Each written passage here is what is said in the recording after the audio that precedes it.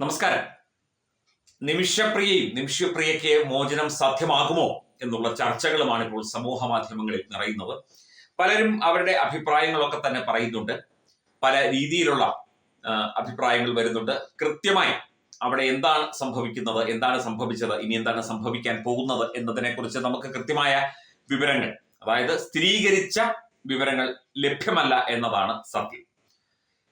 നിമിഷപ്രിയ ഒരു വ്യക്തിയെ കൊന്നതാണ്, അതുകൊണ്ട് അവർക്ക് വേണ്ടി ഇത്തരം കാര്യങ്ങളിൽ വലിയ ഇടപെടലൊന്നും നടത്തേണ്ട കാര്യമില്ല എന്ന അഭിപ്രായം പറയുന്നവരുണ്ട്. ഒരു പെൺകുട്ടിയുടെ ജീവിതമാണ്, അത് തകർക്കരുത് എന്ന് പറയുന്നവരുണ്ട്. പിന്നെ മറ്റൊരു രാജ്യത്തെ നിയമ സംവിധാനമാണ്, ശരീഅത്ത് നിയമത്തിന്റെ ഏറ്റവും കാടത്തം നിറഞ്ഞ ഒരു പദ്ധതിയാണ് യമൻ പോലെ രാജ്യങ്ങളിൽ നടന്നുകൊണ്ടിരിക്കുന്നത്. ഹൂത്തി വിമതരാണ് അവിടെ ഭരിക്കുന്നത്. ഹൂത്തി തീവ്രവാദ സ്വഭാവമുള്ള ഇസ്ലാം മതവിഭാഗമാണ്. അവരാണ് അവിടെ ഭരിക്കുന്നത്, അവിടെ കാര്യങ്ങൾ ചെയ്യുന്നത്. ഈ ഒരു വിഷയത്തിൽ ആരിഫ് ഹുസൈൻ തെരുവത്ത് എന്ന വ്യക്തി, അദ്ദേഹം എക്സ് മുസ്ലിം എന്നാണ് അറിയപ്പെടുന്നത്. അദ്ദേഹം സ്വയം വിശേഷിപ്പിക്കുന്നത് അങ്ങനെയാണ്. അദ്ദേഹത്തിന്റെ പല ചർച്ചകളും അദ്ദേഹത്തിന്റെ പല ഇന്റർവ്യൂകളും ഒക്കെ തന്നെ വലിയ തോതിൽ ചർച്ചയായിട്ടുണ്ട് സമൂഹത്തിൽ. ഇസ്ലാമിലെ കാടത്ത നിയമങ്ങളെയൊക്കെ തന്നെ പലപ്പോഴും പൊളിച്ചെടുക്കുന്നു അദ്ദേഹം പല വീഡിയോസിലൂടെയൊക്കെ തന്നെ. അദ്ദേഹത്തെ ഇവിടുത്തെ മുസ്ലിങ്ങൾക്ക് അത്ര വലിയ സ്വീകാര്യനായ വ്യക്തിയല്ല ആരിഫ് ഹുസൈൻ. അദ്ദേഹത്തിന്റെ ഒരു ഫേസ്ബുക്ക് പോസ്റ്റ് ആണ്, കഴിഞ്ഞ ദിവസം ഇട്ടതാണ്. നിമിഷ ഇസ്ലാമിക നിയമത്തിന്റെ ഇരയാണ്, കാന്തപുരം ഇസ്ലാമിന്റെ അന്തകരം എന്ന തലക്കെട്ടോടു കൂടിയാണ് ആരിഫ് ഹുസൈൻ ഈ ഒരു പോസ്റ്റ് ആരംഭിക്കുന്നത്.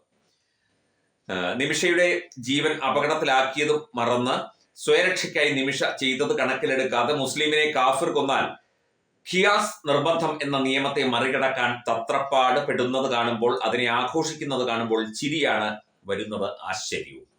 അവിടെ ജീവന് രക്ഷിച്ചില്ലേ എന്ന തൊടുന്യായവുമായി വരണ്ട.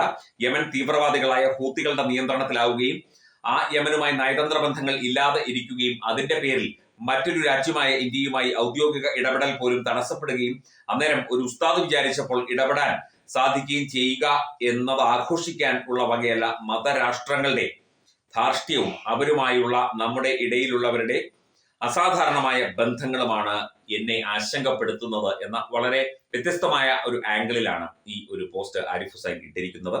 തീവ്ര ഇസ്ലാമിക മതപണ്ഡിതൻ യൂസഫുൽ ഖരദാവിയും ഐസിസ്കാരനായ മൂസ സെറന്റോണിയോയും ഇവിടെ കൊച്ചു കേരളത്തിൽ വന്നിട്ടുണ്ട് എങ്കിൽ, ഹമാസ് തീവ്രവാദി ഖാലിദ് മഷാൽ ഇവിടെ സംസാരിച്ചിട്ടുണ്ട് എങ്കിൽ, ബ്രദർഹുഡ് തീവ്രവാദികൾ ഹസനുൽ ബന്നയും ഖുത്തുബും ഇവിടെ വീരപുരുഷന്മാരാകുന്നുണ്ട് എങ്കിൽ, ഔദ്യോഗികമായ വഴികൾക്ക് പകരം തീവ്രവാദികൾക്ക് ബന്ധം കാന്തപുരത്തെ പോലുള്ള ലോക്കൽ പണ്ഡിത ശിരോമണികൾക്ക് ആണ് എങ്കിൽ അത് ചെറിയ പ്രശ്നമല്ല. അത് വെളിവാകുന്നത് ആഴത്തിൽ വേരൂടിയ ഇസ്ലാമിക തീവ്രവാദ ബന്ധം തന്നെയാണ്, തീവ്രവാദത്തെ മിനുസപ്പെടുത്തിക്കൊണ്ട് നടക്കുന്നത് തന്നെയാണ്. ഇത്തരം തീവ്ര സ്വഭാവമുള്ളവരുമായി, തീവ്രവാദികളുമായി, രാഷ്ട്രവാദികളുമായി, മത തീവ്രവാദികളുമായി കാന്തപുരം AP അബൂബക്കർ മുസ്ലിയാർക്ക് ഇത്രയൊരു ആത്മബന്ധം അവിടെ ഉണ്ട് എങ്കിൽ അത് അപകടകരമായ ഒരു അവസ്ഥയാണ് എന്നാണ് ആരിഫ് ഹുസൈൻ ചൂണ്ടിക്കാട്ടുന്നത്. നിമിഷ രക്ഷപ്പെടണം, ഒരു സംശയവുമില്ല. അതിന് രാജ്യാന്തര നയതന്ത്ര വഴികളാണ് വേണ്ടത്, സമ്മർദ്ദ തന്ത്രങ്ങളാണ് വേണ്ടത്. അല്ലാതെ ബാലങ്കി നായർ തട്ടിക്കൊണ്ടുപോയ പെണ്ണിനെ വിട്ടുകിട്ടാൻ TG രവിയെ കൂട്ടുപിടിക്കുകയല്ല വേണ്ടത് എന്ന് വളരെ ആലങ്കാരികമായിട്ട് ഈ ഒരു വിഷയത്തിൽ ആരിഫ് ഹുസൈൻ പ്രതികരിച്ചിരിക്കുന്നു. ഇനി കാന്തപുരത്തെ നിങ്ങളെക്കാൾ ഒക്കെ അറിയുന്നവനാണ് ഞാൻ. എന്റെ പേര് ആരിഫ് എന്നത് ബാപ്പായ്ക്ക് നിർദ്ദേശിച്ചത് പോലും കാന്തപുരമാണ്. അതുകൊണ്ട് കാന്തപുരം വിശുദ്ധനാകില്ല. ചേകന്നൂർ തിരോധാനത്തിന്റെ അടക്കം മുഖ്യ പങ്കുള്ള കാന്തപുരത്തിന്റെ ഹൂത്തി തീവ്രവാദ ബന്ധം അതുകൊണ്ട് തന്നെ ദുരൂഹമാണ്. അത് ഈ വിഷയത്തിൽ ഇടപെട്ടു എന്നതുകൊണ്ട് മായ്ച്ചു കളയപ്പെടാവുന്ന ഒന്നല്ല. ആണെങ്കിൽ ആ ആനുകൂല്യം ബാക്കിയൊക്കെ തൽക്കാലത്തേക്ക് മറന്ന സംഖ്യയായ സുഷമാ സ്വരാജിന് കൊടുക്കണം. അത് കൊടുക്കാൻ മാത്രം നീട്ടം നിങ്ങളുടെ അളവുകോലിന് ഇല്ലെങ്കിൽ പിന്നെ ഈ പണിക്ക് നിൽക്കേണ്ട. നിങ്ങളുടെ ഉദ്ദേശമൊക്കെ ചിതലരിച്ചിരിക്കുന്ന കിടക്കപ്പായ പോലെയാണ് എന്ന് ഭയമാകുന്നു എന്ന് പറഞ്ഞതുകൊണ്ട് ആരിഫ് ഹുസൈൻ തെരുവത്ത് എക്സ് കാന്തപുര ശിഷ്യൻ എന്ന് പറഞ്ഞുകൊണ്ടാണ് ഈ പോസ്റ്റ് അവസാനിപ്പിക്കുന്നത്.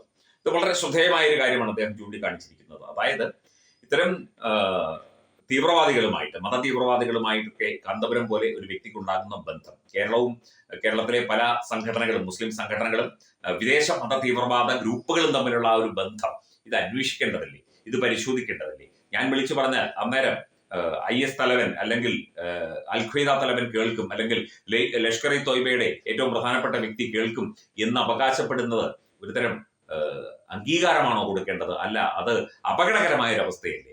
ലോകം ഭയക്കുന്ന തീവ്രവാദ ഗ്രൂപ്പുകളുമായി കേരളത്തിലെ മതപണ്ഡിതർക്ക് അല്ലെങ്കിൽ ഇത്തരം മതസംഘടനകൾക്ക് ഉണ്ടാകുന്ന ബന്ധം പരിശോധിക്കപ്പെടേണ്ടതല്ലേ, അന്വേഷിക്കപ്പെടേണ്ടതല്ലേ എന്നതിലേക്ക് കൂടി കാന്തപുരം അബൂബക്കർ മുസ്ലിയാരെ ശരിക്കും അറിയാവുന്ന അദ്ദേഹത്തിന്റെ പ്രവർത്തികളെ കുറിച്ച് കൂടി ബോധ്യമുള്ള ഡോക്ടർ ആരിഫ് ഹുസൈൻ പറയുമ്പോൾ തീർച്ചയായിട്ടും അത് വളരെ കാര്യമായി തന്നെ ചിന്തിക്കേണ്ടതാണ്. ഇന്റലിജൻസ് ഗ്രൂപ്പുകൾ, റോ അടക്കമുള്ള ഇന്റലിജൻസ് ഗ്രൂപ്പുകൾ, ഈ രാജ്യങ്ങൾ തമ്മിലുള്ള ഇത്തരം ബന്ധങ്ങൾ, വിദേശ തീവ്രവാദ ഗ്രൂപ്പുകളുടെ തലവന്മാർ കേരളത്തിൽ വന്നുപോയി ഇവിടെ വന്ന് പ്രസംഗം നടത്തിപ്പോയതും ഒക്കെ തന്നെ പരിശോധിക്കപ്പെടേണ്ടതല്ലേ എന്ന വളരെ കാര്യമായ ഒരു സംശയമാണ് ഡോക്ടർ ആരിഫ് ഹുസൈൻ ഈ ഒരു വിഷയത്തിൽ ചോദിച്ചിരിക്കുന്നത്.